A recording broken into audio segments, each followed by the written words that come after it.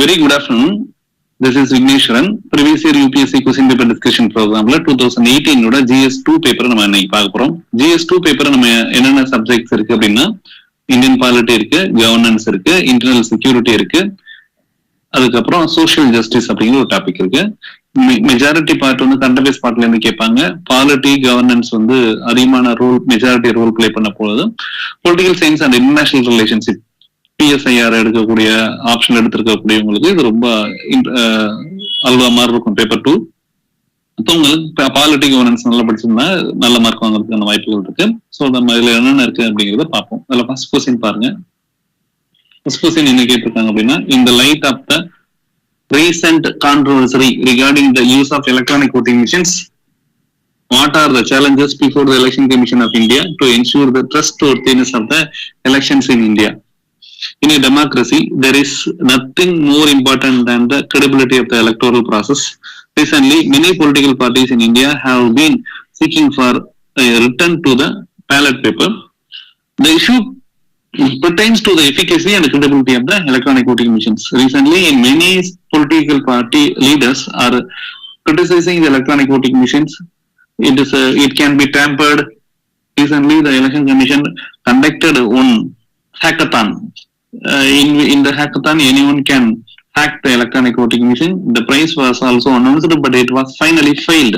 Electronic voting machines have brought a structure to the electronic process that did not exist during the ballot paper days, when the number of the invalid votes would often be high and the incidents of the booth capturing were common phenomenon. However, recently the transparency and the efficacy of the electronic voting machines have been questioned. The Election Commission of India faces the following challenges in this regard. To prove the electorate and the parties of the electronic voting machine are not manipulated and tampered. The electronic voting machines are selected by the computers on the principle of randomization, which does not allow a prior knowledge or planned setting for a particular electronic voting machine in a particular constituency or at a particular polling booth. But the challenge before the commission is to account for the authenticity of the processes. It also being opined that the present electronic voting machine are not technologically advanced and secure. Ensuring an independent and robust verification system in the whole exercise of the manufacturing and the placement of the electronic voting machine and the registration and the counting votes. Though Election Commission has decided to use voter verifiable paper audit trials (VVPAT) machines in all future elections, it is yet to take a decision on tallying all votes cast through the electronic voting machine. So far, it has only ordered the recounting of the VVPAT slips on pilot basis. In recently concluded by the elections in Kairana Lok Sabha by elections, there were reports of last-minute glitches of the electronic voting machines and the VVPAT, which raises doubt about their functioning. Another challenge is to procure required VVPAT without delay for the Lok Sabha elections 2019. Considering the complexity of the VVPAT is introducing into electoral process their need for competent polling officers. VVPATs are very complicated and slight mishandling can result in failure. In Meghalaya Assembly by polls, more than 33% of the VVPAT failed as the paper used was not suitable for the humid weather there. So, electronic voting machine have some problems. It does not mean that electronic voting machine is not suitable for the election. It does not mean not equal to the ballot paper. Electronic voting machine has some problems. Yes, we can accept it, but it can be curable. It can be repairable by the proper utilization of the electronic machine. We can ensure the true democracy in the both electronic voting machine countings and VVPAT. Second question, whether the National Commission for the Scheduled Caste can enforce the implementation of the constitutional reservation for the Scheduled Caste in the religious minority institutions. Examine. National Commission for the Scheduled Caste or constitutional body set up under the Article 338 recently directed the Aligarh Muslim University to provide a reservation for SC, ST and OBC category students. Till now, Aligarh Muslim University did not provide a reservation since it considered a religious minority institution under Article 30. This is because minority education institutions which have 50% reservation students belonging to the minority community do not have to provide a reservation for SC, ST and OBC category students. The Supreme Court in July 2018 upheld this. It a true light Article 15 Class 5 introduced by the 33rd Constitutional Amendment Act. According to the Article 15 Class 5, the state is to empowered to make special provision for the advancement of the scheduled caste regarding their admission to educational institutions except in the minority education institutions. Therefore, according to the Constitution of India, the minority institution under Article 30 shall be exempt from constitutional reservation for the scheduled caste. As a result, it would be unconstitutional for National Commission for SC to enforce implementation of the constitutional reservation in the religious minority institutions. So இது ஒரு issue என்ன கேட்டிருக்காங்கன்னா, national commission for எஸ்சின்னு ஒன்று இருக்கு. அவங்க என்ன சொல்லியிருக்காங்கன்னா, reservation கொடுக்கணும் எஸ்சியில religious minority இன்ஸ்டிடியூஷன்ஸுக்கு அப்படின்னு சொல்லியிருக்காங்க. பட் ரிலீஜியஸ் மைனாரிட்டி இன்ஸ்டிடியூஷன்ல எஸ்சிக்கு ரிசர்வேஷன் கொடுக்கறதா கொடுக்காம இருக்கிறதா அப்படிங்கிறது வந்து அந்த ஆர்கனைசேஷனோட பொறுப்பு. ஏன்னா நிறைய மைனாரிட்டி எஜுகேஷன்ஸ் வந்து 50% எஜுகேஷன் வந்து மைனாரிட்டி கம்யூனிட்டி கொடுக்குறாங்க. நம்ம வந்து SC ST OBC category students கொடுக்கறது இல்லை. இதே மாதிரி ஒரு கேஸ் 2018 ஜூலைல நடந்த கேஸ்ல என்ன சொல்லியிருக்காங்க, ஆர்டிகல் 15 Class 5 என்ன சொல்லியிருக்காங்க, 93rd Constitutional Amendment Act படி என்ன சொல்லியிருக்காங்கன்னா, ஸ்பெஷல் ப்ரொவிஷன் அட்வான்ஸ்டு ஷெட்யூல்டு கேஸ்ட்ல இருக்கக்கூடிய பீப்புள் அட்வான்ஸ்மெண்ட் பண்றதுக்காக இந்த நேஷனல் கமிஷன் ஃபார் எஸ்சி சில விஷயங்களை கொடுத்துருக்காங்கன்னு சொல்லியிருக்காங்க. ஸோ கண்டிப்பா இம்போஸ் பண்ணலாம் அப்படின்னு சொல்லி முடிச்சிடலாம். Question number 3, under the what circumstances can the financial emergency be proclaimed in the President of India? What consequences follow when such a declaration remain in force? President of India proclaims the financial emergency under Article 360 of the Constitution when he is satisfied that the financial stability or credit of India or of any part of the territory thereof is threatened. The consequences of the proclamation of the financial emergency are follows. The executive authority of the center extends to directing any state to observe such finance of the financial property as are specified by it, and the president may issue directions necessary and adequate for the purpose. Any such direction may include a provision requiring the reduction of salaries and allowances of all or any class of the persons serving in the state, and the reservation of all money bills or other financial bills for the consideration of the president after they are passed by the state legislature. The president may issue directions for the reduction of the salaries and allowances of all any class of the persons serving the union, the judges of the Supreme Court and the High Courts. Till now, the financial emergency has never been invoked in India. Article 380 இதை பத்தி பேசுது, 360 இதை பத்தி பேசுது. Financial emergency வந்து வரும்போது மொத்த இந்தியாவோட பினான்சியல் கண்டிஷன்ஸும் பிரசிடென்ட் ஆஃப் இந்தியா கையில இருக்கும். இந்த நேம்ல பைனான்சியல் செக்ரட்டரி கண்ட்ரோல் பண்ணிட்டு இருப்பாரு. பினான்சியல் எமர்ஜென்சி வரும்போது salaries allowances of the government employees கம்மி பண்ணுவாங்க. பினான்சியல் எமர்ஜென்சி எந்த மாதிரி எமர்ஜென்சி வரும்போது அப்படின்னு சொன்னா ஹைப்பர் இன்ஃபிளேஷன் மாதிரியான எமர்ஜென்சி. ஃபார் எக்ஸாம்பிள், நமக்கு ரீசெண்டா ஸ்ரீலங்கால வந்ததுல எக்கனாமிக் கிரைசிஸ், அது மாதிரியான எக்கனாமிக் கிரைசிஸ் வரும்போது பினான்சியல் எமர்ஜென்சி வருவாங்க. இந்தியாவில் அது மாதிரியான பினான்சியல் எமர்ஜென்சி இதுவரையும் வந்ததில்லை, இனிமேலும் வரக்கூடாதுன்னு நினைச்சுப்போம். Question number 4 கேட்டிருக்காங்க, what do you think the committees are considered to be the useful parliamentary work? Discuss in this context the role of estimate committee. Committees வந்து use of the parliamentary work எப்படி இருக்குன்னு சொல்லி கேட்டிருக்காங்க. The functions of the parliament are varied, complex and voluminous. It has neither the time nor the expertise to control to make a detailed scrutiny of all legislative measures and other matters. Therefore, it is assisted by the number of committees in discharge of its duties. The committee fulfill several objectives. These help Parliament in managing its business in better way. It is easier to examine a topic in depth by committee of 30 than by an assembly of 700. These enable input from the experts and also directly from the people. For example, Department Standing Committee often invite the comments from the public and call people to easily testify. A related advantage in the Indian context is that anti-defection law does not apply to the committee. Therefore, decisions are not usually made on a party lines. Many times, party head determines the defection charges against the party member. So, those who are elected to the legislative assembly or the Lok Sabha member. The committees allow the members to focus on some specific areas and build their expertise where helps them scrutinize issues more thoroughly. These keep an unremitting vigil over the government expenditure and performance. For example, Public Accounts Committee. The role of the Estimate Committee. Estimate Committee comprises of 30 members solely from the Lok Sabha. Its main agenda is to examine the estimates included in the budget and to suggest economies in the public expenditure. It suggests alternatives policies in order to bring about the efficiency and economy in the administration. It brings to the notice to the Parliament the ineffectiveness of the policy and the need for changes in policy. However, the effectiveness of the role of the committee is limited by the following. It cannot question the policy laid down by the Parliament.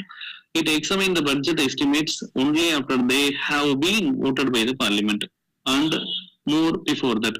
Its recommendations are advisory and not binding on the ministries. Parliamentary committees நிறைய இருக்கு. அந்த parliamentary கமிட்டியில estimates கமிட்டிங்கிறது ரொம்ப இம்பார்ட்டன்டான committee.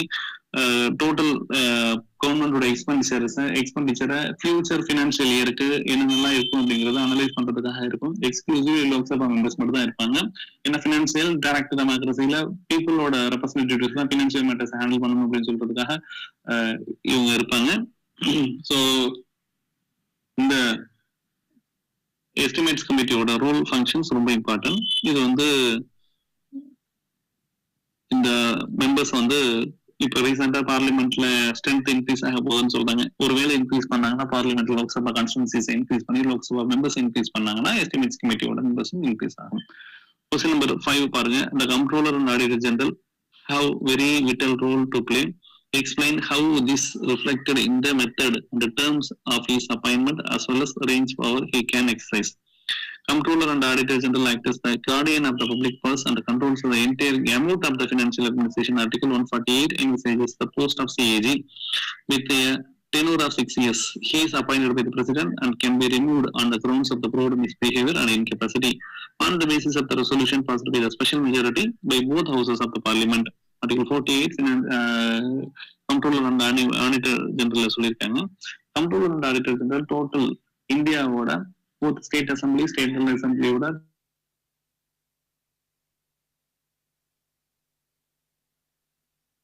பட்ஜெட்டை பார்ப்பாங்க. எவ்வளவு செலவாயிருக்கு, யாரு எவ்வளவு செலவு பண்ணிருக்காங்க அப்படிங்கறத பார்த்துட்டு அதிகப்படியான என்ன செலவு இருந்துச்சுன்னா அதை கண்ட்ரோல் பண்றதுக்கு இவங்க தான் சொல்லுவாங்க. Moreover, CAG salary and allowances are changed upon consolidated fund of India, ensuring the immunity from the vote of Parliament.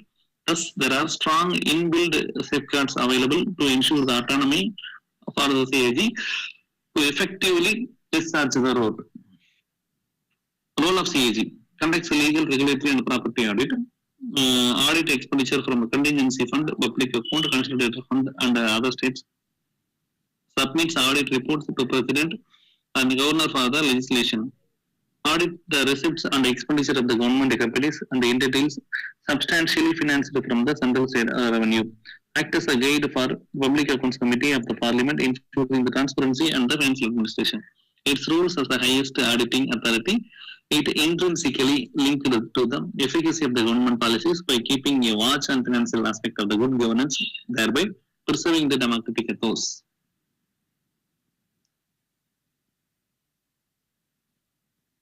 Question number 6 என்ன கேட்டிருக்காங்கன்னா, policy contradictions among the various competing sectors and stakeholders have resulted in the inadequate protection and prevention of the degradation of the environment. Comment with relevant illustrations. Policy contradictions நிறைய இருக்கு என்விரான்மெண்ட்டுக்கும் எக்கனாமிக்கும் நடுவுல. Public policy involves the balancing the interest of the various competing stakeholders and the sectors. நிறைய sectors கவர்மெண்ட்டை pressurise பண்றாங்க. ஒவ்வொரு செக்டாரையும் கவர்மெண்ட்டை pressurise பண்றவங்களையும் ஒவ்வொரு விதமான கவர்மெண்ட் பாலிசி கொடுக்குறாங்க. ஒரு செக்டாருக்கு கொடுக்கக்கூடிய கவர்மெண்ட் பாலிசி அது இன்னொரு செக்டாரோட டிஸ்கிரிமினேட் பண்ணக்கூடியதா இருக்கு. This at times leads to the policy contradiction among the various sectors and the stakeholders, causing inadequate protection and prevention of the degradation to environment. Following the illustration, இது நம்ம பண்ணோம்னா நமக்கு தெரிஞ்சிடும். Example என்னென்னலாம் கொடுத்துருக்கோம் அப்படின்னா, கவர்மெண்ட் சென்ட்ரல் கவர்மெண்ட் நிறைய schemes கொண்டு வருது. ஃபார் எக்ஸாம்பிள் கோஸ்டல் பீப்புளுக்கு டெவலப் பண்ணி கொடுக்குது. fishermen communities, local area, affected marginalized sections of the society, especially women, backward classes, most backward classes, scheduled caste, scheduled tribes people who நிறைய கொடுக்குறாங்க. But அதுவே tourism development கொடுக்கக்கூடிய advertisement projects இருக்கு. Environment கன்சர்ன்ஸுக்காக clean beach clean பண்றது, பீச்ல clean மீன் C லெவலுக்கு இந்த டைம்ல இதை தாண்டி போகக்கூடாது, இதை தாண்டி பண்ணக்கூடாது அப்படின்னு சொல்லக்கூடிய இடமும் இருக்கு. ஸோ இந்த மாதிரி இடத்துல எல்லாம் கவர்மெண்ட் எடுக்கக்கூடிய பாலிசி மெஷர்ஸ் பெரிய கான்ட்ரடிக்ஷன்ஸை கிரியேட் பண்ணுது. இந்த கான்ட்ரடிக்ஷன்ஸ் ப்ரிவென்ட் பண்ணணும். இதுக்கு எதை எப்படி ப்ரிவென்ட் பண்ணலாம் அப்படின்னு கேட்டா, இன்டகிரேட்டட் அண்ட் இண்டிபெண்டன்ட் ஜுடிஷியரி இருக்க மாதிரி இன்டகிரேட்டட் இண்டிபெண்டன்ட் பாலிசி மேக்கிங் எடுக்கணும். இன்டகிரேட்டட் அப்படின்னா கன்சாலிடேட்டட் கோஆர்டினேஷன் எஃபர்ட், எல்லா ஸ்டேட் எல்லா டிபார்ட்மெண்ட்ஸோட கோஆர்டினேஷன்ல ஒரு ப்ராஜெக்ட்ஸ்னா அந்த ப்ராஜெக்ட்ஸ்ல அவங்களோட ஒப்பீனியன் என்ன, அவங்களோட ஐடியாஸ் என்ன அப்படின்னு சொல்லி கோஆர்டினேட் பண்ணி அந்த கோஆர்டினேஷன் அடிப்படையில தான் அந்த டெசிஷன்ஸ் இருக்கும். அந்த டெசிஷன் எடுக்கும்போது தான் அந்த மாதிரியான மெஷர்ஸ் எல்லாம் இவங்களால எடுக்க முடியும். ஸோ இதுதான் இதோட விஷயம். கொஸ்டின் நம்பர் 7 பாருங்க. Appropriate local community level health care intervention is an prerequisite to achieve the health for all in India. Local community level health care intervention, community level health care intervention என்ன சொல்றாங்க அப்படின்னு சொன்னா, health for அப்படிங்கிறது பீப்புளோட லோக்கல்ல இருக்கக்கூடிய approach பார்க்கணும். Health for all which includes the continuous availability of the quality and affordable health care results in better health outcomes. It can be ensured by strengthening local community level health care services. Government has recently launched Ayushman Bharat to strengthen the primary health care system through well-functional health and wellness centers. Role of community level health care intervention to achieve the health for all. Local community level intervention is the first source of the comprehensive and accessible health care that meets the immediate needs of the individual. Addressing the issues at this level can result in risk screening for early disease reduction, bringing down the overall disease burden of the country. Provision of preventive services at the local level like vaccination and family planning, nutrition and maternal health care can reduce the need for secondary and tertiary health services. Management of the chronic health conditions and palliative care at the local level can reduce the out-of-pocket expenditure for the people. Maintaining the physical patient ratio, physician-patient ratio at the grassroots level can ensure the availability of the doctors for all, reducing the dependence on quacks and eliminating the preventable causes like the incorrect treatment. The health care intervention in local community level should be supplemented by the upgradation of infrastructure, technological advancement and capacity building of the health workers. Decentralized policy making that involves the local community health workers can effectively address the local healthcare needs. Hence, it is important to address the issues of community level to achieve the health for all approach. Question number 8. E-governance is not only about the utilization of the power of new technology, but also much about the critical importance of the use value of information and explanation. E-governance is application of information and communication technology. E-governance ஒன்றும் கிடையாது. கவர்மெண்டோட எல்லா governance ஆக்டிவிட்டிஸையும் technological மூலமா, internet connectivity மூலமா எஃபெக்டிவா implement பண்றது பேரு இ-கவர்னன்ஸ் பேரு. Governance அப்படின்னா என்னது? Management of the available resources to the welfare of the government, to the welfare of the people, to the upliftment of the states overall growth. இதெல்லாம் இ-கவர்னன்ஸ். இது information communication technology மூலமா கொடுக்குறாங்க. கவர்மெண்டோட எல்லா லெவல்ஸும் இதை கொடுக்குறாங்க. கீழ காமன் சிட்டிசன்ல இருந்து வில்லேஜ் லெவல்ல village panchayat, block development officer, zilla parishad officers, district collector, tahsildar office, collector office, அதுக்கப்புறம் செக்ரட்டரி லெவல், எல்லா லெவல் ஆஃப் அட்மினிஸ்ட்ரேஷனையும் இதை பண்றதுதான் இதோட இ-கவர்னன்ஸ் பேர். E-governance is application of the ICT at all level of government in order to provide services to the citizen, interaction with the business enterprises, and communication and exchange of information between different agencies in government in a speedy, convenient, efficient, and transparent manner.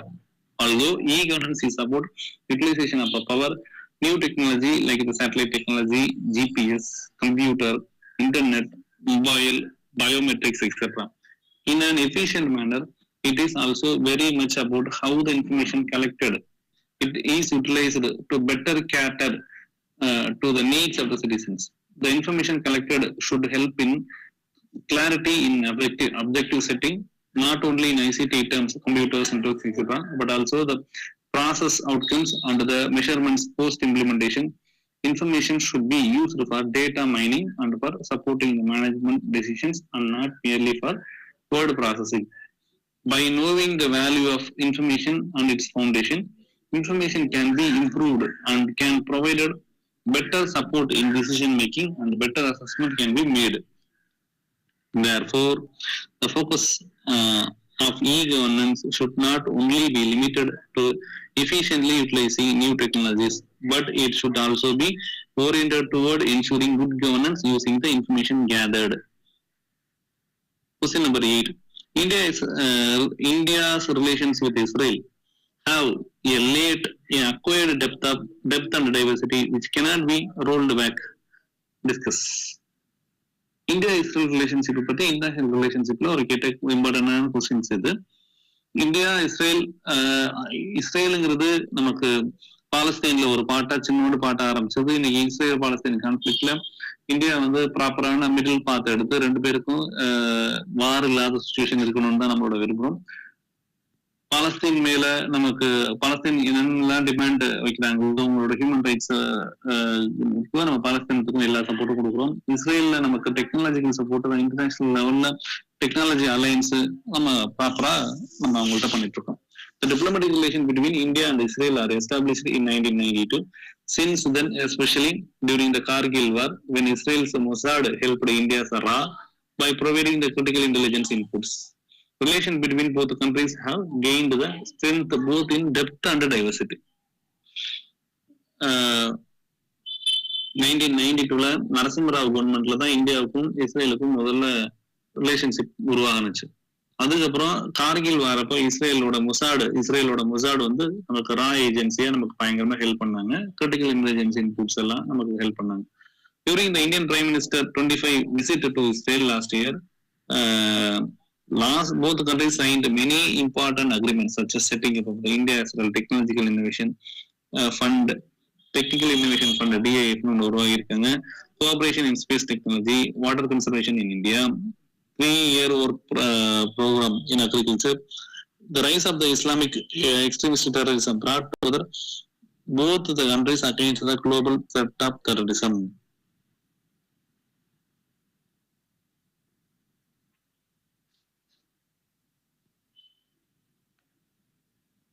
Bharat 8 is jointly developed by the Israel Aerospace Industries and the India Defense Research Development Organization, which is capable of protecting the sea vessels around the facilities from aircraft and cruise missiles. India is Israel's 7th largest trading partner and number 3 arms supplier. Reasons for the Israel's affinity towards the India are ideological compatibility, economic partnership, national security, and counter-terrorism. Cultural people-to-people ties. India evolving ties with Israel are based on pragmatism and emerging global scenario, and the mutual dependency and trust have moved to the extent from where it cannot be rolled back. However, based on the value of democracy, secularism and human rights, India has generally conducted in Israel policy with a careful attention to the sensitivities of the Palestinians and advocated for social and democratic resolutions of the Palestine issue. So, இது மாதிரி India Israel நிறைய relationship போயிட்டு இருக்கு. இஸ்ரேலோட prime minister இந்தியாவுக்கு வந்தது குஜராத்ல அந்த சீ வாட்டரை சால்ட் வாட்டர்ல இருந்து கிளீன் வாட்டரா மாத்துறதுக்கான ஒரு ஜீப் கொடுத்துருக்காங்க. ஸோ அதுல நம்ம இஸ்ரேல் பிரைம் மினிஸ்டரும் இந்தியன் பிரைம் மினிஸ்டரும் ரைடு போனது ஒரு பாப்புலரான ஈவெண்ட் இந்த டிகேடுல. அதுக்கப்புறம் நம்ம நெக்ஸ்ட் கொஸ்டின் பார்க்க போறோம். என்ன கேட்டிருக்காங்கன்னா, a number of the outside powers have entrenched themselves in Central Asia, which is a zone interest to India. Discuss the implications in this context of India joining the Ashgabat agreement பத்தி கேட்டிருக்காங்க. என்ன கேட்டிருக்காங்கன்னா, A number of outside powers have entrenched themselves in Central Asia, which is a zone of interest to India. Discuss the implication in this context of India joining Ashgabat Agreement. Ashgabat Agreement ஒரு agreement இருக்கு. இந்த அஸ்காபாத் அக்ரிமெண்ட்ல India join ஆகிறது central ஏசியாவோட ஜோன்ல India அதிகமான benefits socio political economic benefits நம்ம அதிகமாக strategic benefits நம்ம கிடைக்கிறதுக்கான வாய்ப்புகள் இருக்கு. பட் இந்த ஜோன் யாரோட கண்ட்ரோல்ல இருக்குன்னா அவுட் சைடர்ஸ், இந்தியா இல்லாத இந்த ஜோனுக்கு சம்பந்தம் இல்லாத அவங்களோட நிறைய இருக்கு. ஸோ இந்தியா பொசிஷன்ல இருக்கணும்னு சொல்றாங்க. இன் a quest for global supremacy, Central Asia has become a part of the new great game between regional and world powers. Being rich in energy and mineral resources, it acts as a transit corridor for regional and global trade. Also, control over Central Asian hinterland provides strategic supremacy over peripheral regions such as Persian Gulf. As a result, major powers like US have military bases in region, while China, through Belt and Road initiatives, is building connectivity projects to Europe through the region.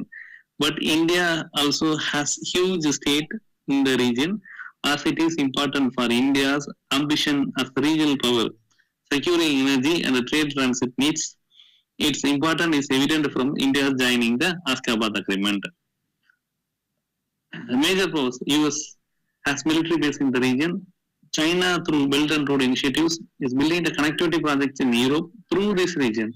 But India also huge stake in this region as important for India's ambitions as regional power, securing the energy and the trade transit needs. Its importance is evident from the India's joining the Ashgabat Agreement.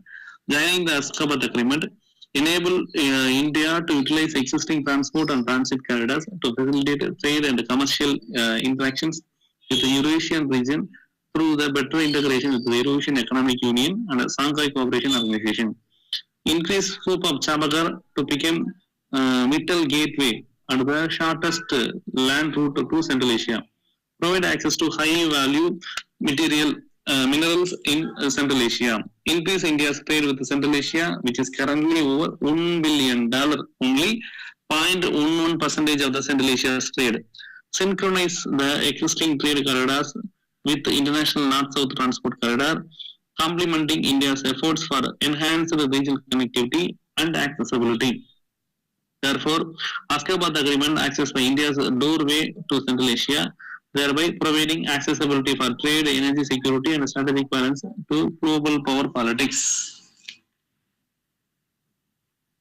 Additional information. Ashgabat Agreement is a multinational international agreement aiming at the establishment of the transport and transit corridor between Uzbekistan, Turkmenistan, Oman, Iran, and enhance the connectivity with the Eurasian regions. இந்த அஸ்காபாத் அக்ரிமெண்ட்ல India join பண்றதுக்கான எல்லா ஏற்பாடுகளையும் பண்ணிட்டு இருக்காங்க.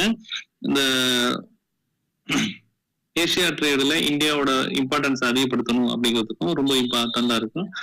இந்த ரீஜன்ல US, China இது மாதிரியான நாட்கள்லாம் அதிகமான இம்பார்ட்டன்ஸ் இங்க இன்வெஸ்ட் பண்ணி வச்சிருக்காங்க. இந்தியாவில் இன்னும் இன்வெஸ்ட் பண்ணாம இருக்கிறது ரொம்ப பெரிய ஆபத்து. இதை இன்வெஸ்ட்மெண்ட்ஸ் அதிகப்படுத்தணும். இதுக்காக அஸ்காபாத் அக்ரிமெண்ட் பெரிய ரோல் பிளே பண்ணும். கொஸ்டின் நம்பர் 11 என்ன கேட்கப்பட்டாங்கன்னா, whether the Supreme Court judgment July 2018 can settle the political tussles between Lieutenant Governor and the elected government of Delhi. Incoming Parliament via 69th Constitutional Amendment Act 1991 inserted Article 239AA, which made provision for Legislative Assembly and Lieutenant Governor for NCT Delhi.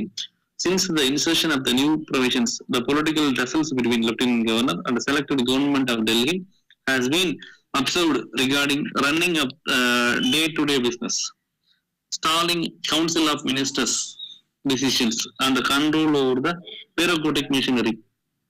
Prima facie, the tussle relation to the supremacy of the Union appointed Lieutenant Governor and the elected government, it becomes more palpable when different parties are in power at the center and the Union territory of Delhi. Parliament via 69th Constitutional Amendment Act 1991 inserted Article 239AA, which made provision for Legislative Assembly and Lieutenant Governor of New Delhi, National Capital Delhi, NCT Delhi.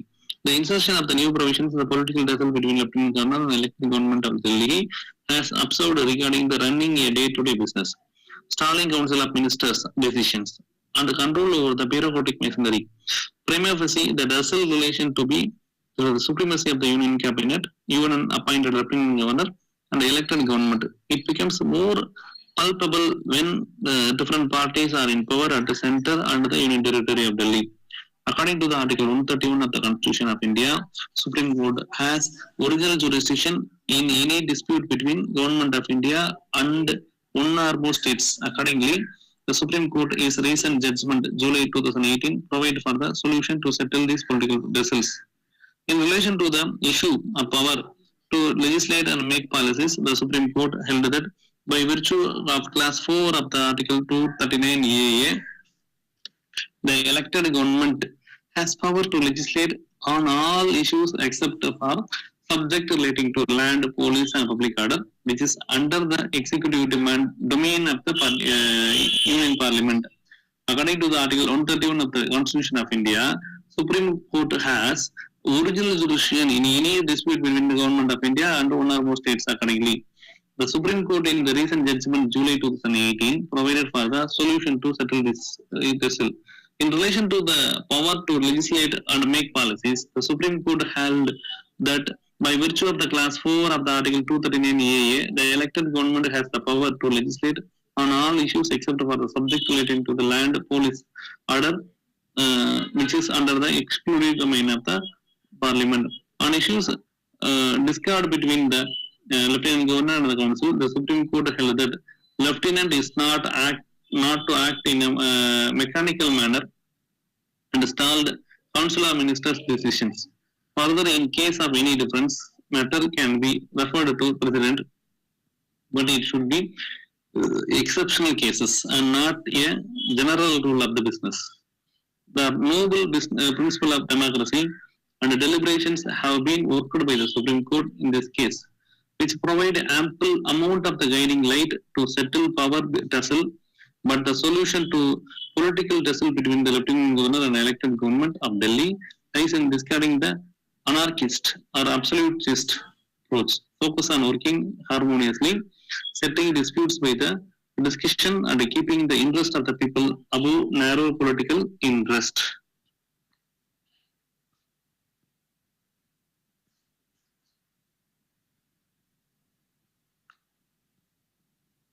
Next question என்ன கேட்டிருக்காங்கன்னா 2018 கேட்ட question 12th question கேட்டிருக்காங்க. How far do you agree with the view that tribunals curtail the jurisdiction of ordinary courts? Tribunals curtail the jurisdiction. Discuss the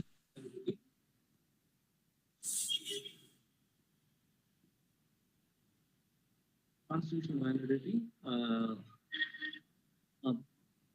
How far you agree with the tribunals curtail the jurisdiction of ordinary courts?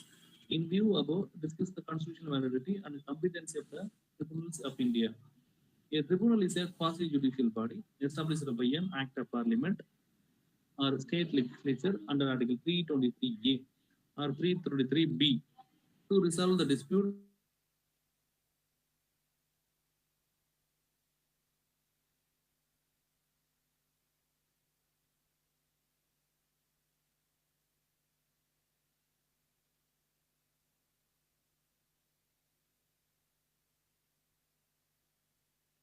curtailing ordinary courts. Tribunal, being a quasi-judicial body, goes against the doctrine of separation of powers and allows the dilution of the judicial mechanism, executive arena of exclusive arena of the ordinary courts. The Supreme Court in Chandrakumar case 1997 held that the power of the High Court under Article 226 and 227 to exercise the judicial superintendence over the decisions of all courts and tribunals is part of the basic structure of the Constitution. However, decisions of the tribunals like National Green Tribunal continue to take an appeal only before the Supreme Court, bypassing the High Court as Court of the Appeal, depriving them of their power of judicial review. Conferring a direct right of appeal to the Supreme Court from the tribunal has changed the Supreme Court from the Constitutional Court to a mere appellate court and has also resulted in backlog of the case. Appeals from the Supreme Court would require Supreme Court to deal with the finer nuances of the disputes under the specialized areas of the law from afresh. This is not ideal for a court of last resort. Competency of the tribunals. Tribunals are dependent for appointment, tenure, funding, infrastructure, and mode of removal on the executive. The largest litigant in the country. This creates a conflict of interest situation. Putting a situation, a question mark over this independence. Our tribunals play a significant role in following ways. The administrative members can better appreciate the technical nuances of the matters brought before them and can enhance the quality of the justice delivery system. They have flexibility and adaptability and adjudication as they are not restrained by the rigid rules of the procedure.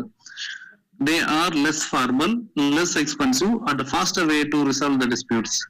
They also give much needed relief to ordinary courts of the law, already overburdened with the numerous suits. Way forward, given their benefits, tribunals should be revamped, keeping in the mind of 272 Law Commission report, 277 Second Law Commission report for restructuring of tribunals under the ruling of the Supreme Court in Chandrakumar case and bringing tribunals under the independent agency. Hence, the tribunals are made to supplement ordinary courts and cannot supplant them. India and US are the two large democracies.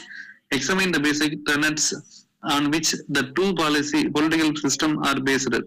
India and USA are the two large representative democracies in the world. In USA, democracy got its full swing with the drafting of the US Constitution in 1789, while the democracy in India is partially a result of British rule, followed by the enforcement of the new, modern, and living conditions framed after the independence. The basic tenets on which the two political parties based on rule of law, republicanism. Both the countries have written constitution ensuring the rule of law and guaranteeing fundamental rights to their citizens. Both of the countries are republican in nature and provide adult franchise to the citizens. Separation of power. In USA, there is a clear-cut separation of power between the judiciary and executive and legislation, while the same is not observed exactly in India, as there is a fusion between the executive and legislature. Federal system. India is a federal parliamentary democratic republic in which the president of India is the head of the state and the prime minister is the head of the government, whereas the United States is federal presidential republic, in which the president is the head of the state and the government as well. As per the Article 1, India is a union of states, which implies that the Indian Federation is not a result of agreement among the states, unlike USA, which a federation is a result of agreement among the states. However, Indian federalism has more features of unitary form of the government than that of the US. Independent judiciary. Both of the political system provide for the independent judiciary to interpret the constitution and enforce the law.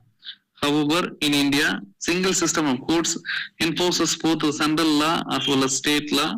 But in USA, the federal laws are enforced by the federal judiciary and state laws are enforced by the state judiciary. Party system. The US law has a biparty system, while Indian law has multi-party system.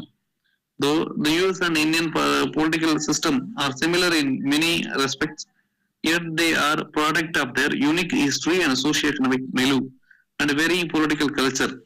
However, they should cooperate with each other on many fronts to provide hope to the humanity which is facing numerous challenges. How is the Finance Commission of India constituted? How do you know about the terms of reference to the recently constituted Finance Commission? Discuss. Article 360 of 280 of the Constitution, India provides a Finance Commission considering the chairperson and the 4 members. They are appointed by the president every 5th year at such yearly times as he considers necessary.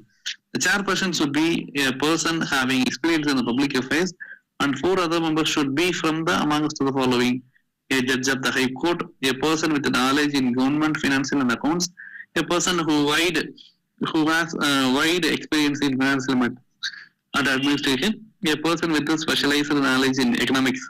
The Union Cabinet recently approved the setting up of the 15th Finance Commission with encasing as a chairman for the period of 2020-2025.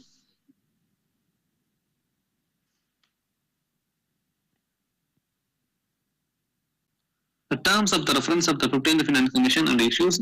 The term of the reference of 15th Finance Commission has proposed the performance-based incentive for states, but some of the terms of the reference has led to the concerns among the various state governments. Use of the census 2011 for distribution of the tax revenue between center and states. Previously, the Finance Commission were using 1971 census, but using 2011 census might lead to smaller share of the revenue for some states, mainly southern states, which have established their population over the period. Progress made in promoting ease of doing business. This has raised concern as this does not consider geographical limitations of the state. Control over expenditure on particular populist measures by states. Used to challenge the decision-making ability of the state government, which may appear to be a populist measure, can also be necessary in a particular state. Examine whether the revenue deficit grants should be provided for all. Though in line with the Fiscal Responsibility and Budget Management Act 2003, which recommends zero revenue deficit, it is important for the states with the presidential deficits. Progress made by the states in sanitation, solid waste management, bringing in the behavioral change to end open defecation. Achievements of the states in implementation of the flagship schemes of the government, India, disaster resilient infrastructure, sustainable development goals, and quality of the expenditure. Constitutional envisages Finance Commission as the balancing wheel of the fiscal federalism in India, while it is expected to ensure the center is not fiscally constrained, given its role in key national public goods such as defense. At the same time, it should give due share to state government, which play a major role in the Indian socio-economy. Additional information, term of reference, the notification announcing the constitution of the each Finance Commission comprises terms that list out the Commission's work and the consideration while making the recommendation is called terms of reference. Next, assess the importance of the Panchayat Raj system in India as part of the local government. Apart from the government grants, what sources of the Panchayat can look out for financing development projects? Local self-governments means a system of governance where the local people or village people take the decisions for their own governance and the development through their representatives or direct participation. Realizing the importance that all-round development of the country is possible only through the development of rural India, Panchayat Raj institutions were constitutionalized under 73rd Act of the Constitution of India 1992. Plan documents, both central and state governments and various committees emphasize the importance of these bodies in their polity. 5-year plans have also laid the social emphasis on the role of Panchayat in the rural development. Rural development includes measures to strengthen the democratic sector of the society through the PRIs. PRIs have been used to improve the rural infrastructure, income of the rural household, and delivery system pertaining to the education, health, and safety mechanisms. These institutions are to be galvanized to become the effective instrument of the social and economic change at the local level. Sources of money, apart from the tax sharing and grants in aid from the state and the center, the PRIs enjoy the power to levy the various kinds of the taxes and duties in rural areas. Major tax powers include the land tax, house building tax, vehicle tax, water tax, drainage tax, sanitation tax, tax and profession, trade tax and fares, and the entertainments, aqua and the animals are goods both brought for sale, tax for construction, public works, street cleaning fee, pilgrimage fee, fees for the use of Panchayat shelter, use of the use charges for the hospitals and schools, fee for use of common resources like grazing, land, etc. Fee and the markets and the weekly bazaars are also source of the income. New powers recommended by the SFC, State Finance Commission, include the house tax, tax on the pumps and tractors, tax on the highway services, tax on the village produce, sold in regulated markets, tax on telephones and the cable TV. However, the decisions at which taxes, duties, tolls, and fees should be assigned to local governments and which should be shared by the state with them, continue to be with the state legislature. Therefore, more evolution of the financial powers to the PRI is the need of the hour to make them as viable institution to effect the change in socio-development of the rural India.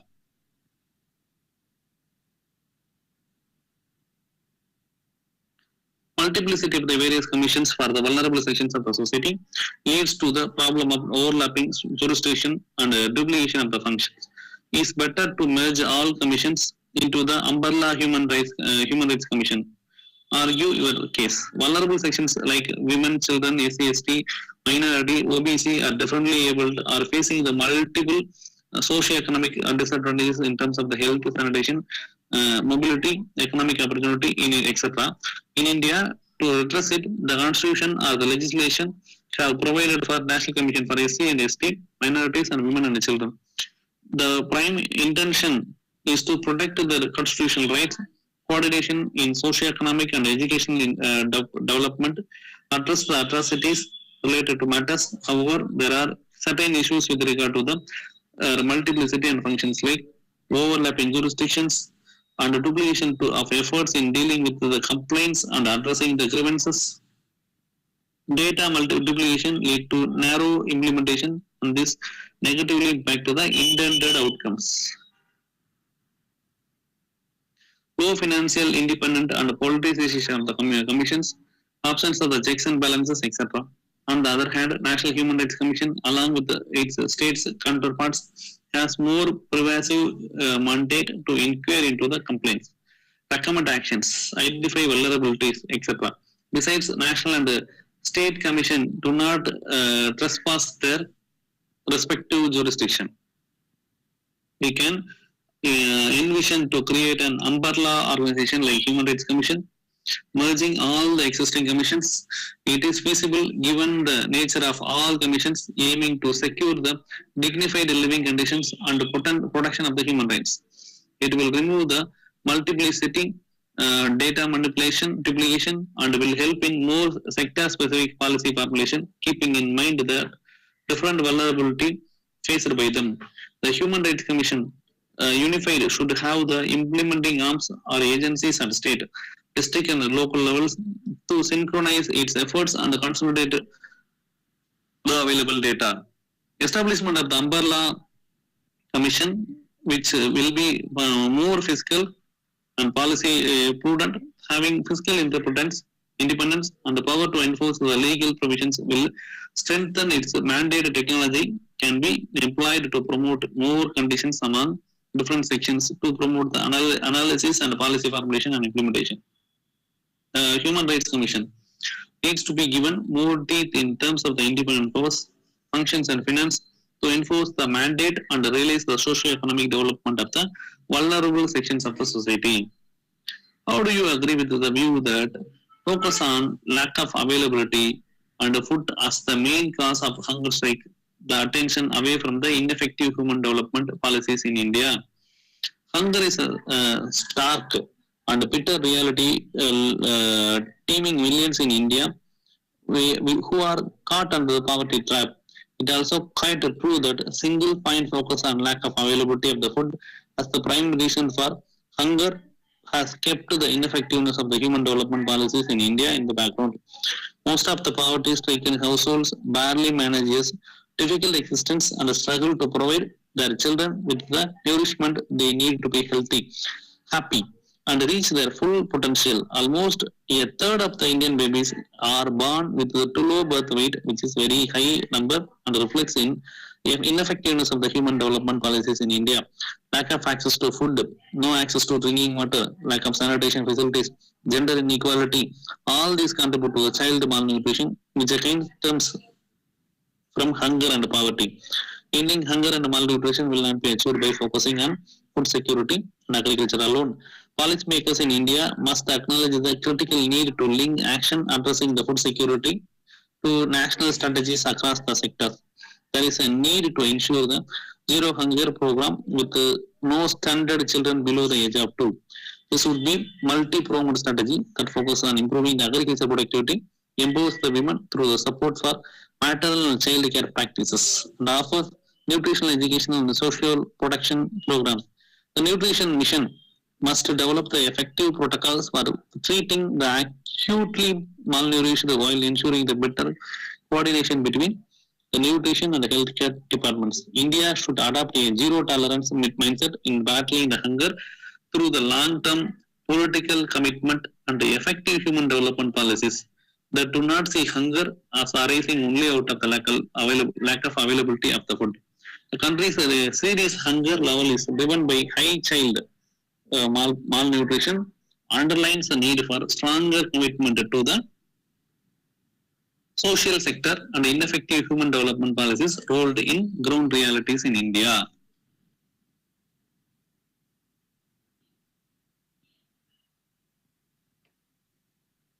Next question என்ன கேட்டிருக்கேன்னா citizen charter is an ideal instrument and of organization transparency and accountability, but it has its own limitations. Identify the limitations and suggest methods for greater effectiveness of the citizen charter.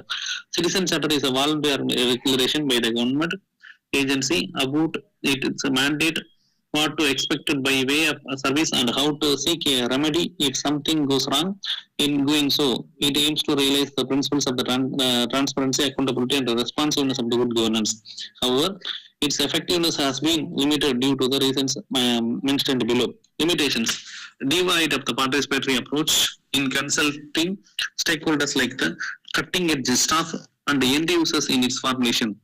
Options of critical information when mentioned, measurable standards of the delivery and rarely defined, lack of public awareness among the end users about the commitments under the citizen charter. Charters are rarely updated, lack of adherence by the organizations to the citizens charter, since there is no mechanism to compensate the citizens if the organization defaults. Tendency to have uniform citizen charter for all offices under the parent organization overlooks the social issues, local issues. Citizen charter has still not been adopted by all ministries, departments. Concerned staff were not adequately trained and sensitized about the spread of content. Measures to make the citizen charter effective. Formulation of the citizen charter should be decentralized activity with the head office providing only broad guidelines and a wide consultation process with the stakeholders.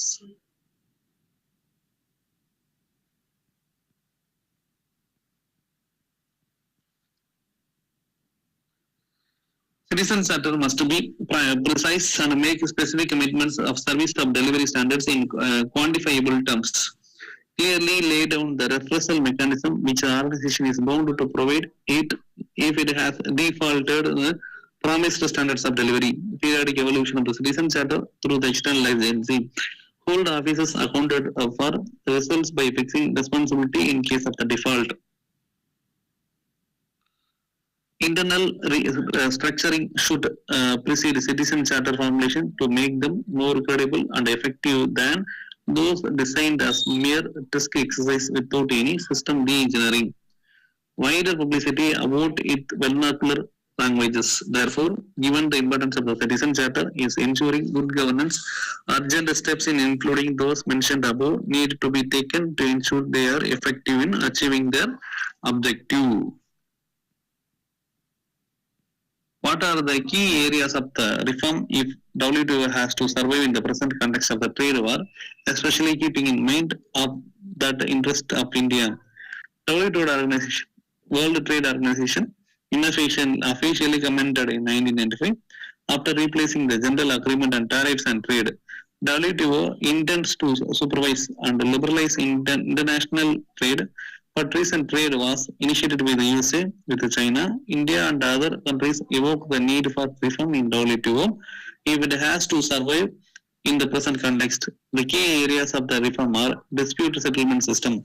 These are the suggestions regarding bringing transparency and sharpening of the time frames. Permanent panel body, special and differential treatment for developing countries, etc. India can benefit from the reforms if proposals specific to developing countries are expected, reducing the trade cost. Though WTO has come out with the trade facilitation agreement in this regard, but it mainly addresses the trade of goods. India as being the major service provider would benefit it. Reforms are carried out in trade facilitation services. It is expected that there are considerable economic benefits from the better government movement of the people across the borders. Modalities of the negotiations. Some progress has been made as the single undertaking nature of the negotiation is all but discarded. There are proposals to make them more flexible. India is one of the prominent members of the WTO and it is largely seen as the leader of developing and underdeveloped countries. More than 40% of the Indian economy is exposed to international trade. If we want to achieve a double-digit growth over a sustained period of the period and create jobs, our external trade has to grow at more than 15% a year, which is not possible in a ascertained trading environment. Therefore, India should call upon all WTO members, including US, to undertake a systematic reform in above stated crucial areas of the WTO functioning. Last question. In what ways would ongoing US-Iran nuclear pact controversy affect the national interest? How should India respond to this contract? Unilateral US withdrawal from the Joint Comprehensive Plan of Action, the historic nuclear deal between permanent members of the UN Security Council, US P5+1 and Iran, which limited Iran's nuclear program and lifted the crippling economic sanctions, will have serious ramifications of the for nations having strategic interest in the West Asia. India's relationship with Iran may extend beyond the geopolitical and geo-economic binary. The cultural relation between the India and Iran extend the centuries, but the recent US behavior has led India on crossroads. This controversy would affect India in following ways. Strategic autonomy. Strategic autonomy has been the guiding principles of the Indian foreign policy since the independence. India maintains that it abides by only UN sanctions and not unilateral sanctions by any one country. In case US is forcing India and other countries to severe ties with Iran, this has direct implication on autonomous policy making. Oil supply. Iran has one of the most three of oil supplies to India. Sanctions on Iran would be next logical step by the Trump administration, will disrupt the crude oil supplies. US has presented India with shale imports, but the Gulf regions have regional proximity to India. The withdrawal will also raise the crude oil prices. This fluctuation has a direct impact on the Indian economy. Inflation, balance of payment, and the current account deficit. Indian investments. India's plans to acquire stakes in Iranian nature or gas field, build pipelines, as well as develop the Chabakar port, a key Indian connectivity initiative, all stand to be seriously affected. Indian diaspora, in case this spirals out into the direct confrontation between US allies and Iran, then lives Indians living in the Gulf region would be at stake. Their protection and evacuation would be huge diplomatic military maneuver. Terrorism. Instability in the region has already resulted in the rise of extremist group, and more uncertainty will only provide them with the more safe havens. This might have direct effect on India's national security. Other partners of the agreement are willing to move forward despite the US withdrawal. India is an important stakeholder in the issue, so India should work with the like-minded countries to diffuse the situation and, if possible, bring US back to the table. If not, then prepare a separate mechanism for dealing with Iran, including other stakeholders. India has always maintained that the Iranian nuclear issue should be resolved peacefully through the dialogue and diplomacy. By respecting Iran's right to peaceful uses of nuclear energy, international community's strong interest in the exclusively peaceful nature of Iran's nuclear program. So இது மாதிரி இந்த questions எல்லாம் முடிச்சிடலாம். அடுத்து நம்ம பார்க்க போறது 2017-18 paper 3 கொஸ்டின்ஸை பார்க்க போறோம். நம்ம ஃபர்ஸ்ட் பேப்பர் 1 2லயும் படிச்சோம், 2017-18 முடிச்சோம். அடுத்து பேப்பர் 2ல 2018 பேப்பர் 2 முடிச்சிருக்கோம். இதுக்கப்புறம் 2017 பேப்பர் 2 படிப்போம். பேப்பர் 3 இருக்கு, பேப்பர் 4 இருக்கு. ஸோ இதெல்லாம் அடுத்தடுத்த கிளாஸஸ்ல பார்க்கலாம். கரண்ட் அஃபேர்ஸ் நல்லா படிச்சுட்டே இருங்க. பேப்பர் 2 பேப்பர் 3 பொறுத்தவரைக்கும் யாரெல்லாம் கரண்ட் அஃபேர்ஸ் நல்லா படிக்கிறாங்களோ அவங்களுக்கு மட்டும் தான் இதுல நல்ல மார்க் வாங்க முடியும். ஸோ கரண்ட் அஃபேர்ஸ் நல்லா படிச்சா இதுல நல்ல மார்க் வாங்கலாம். ஸோ பார்க்கலாம், அடுத்த கிளாஸ்ல மீட் பண்ணுவோம். தேங்க்யூ.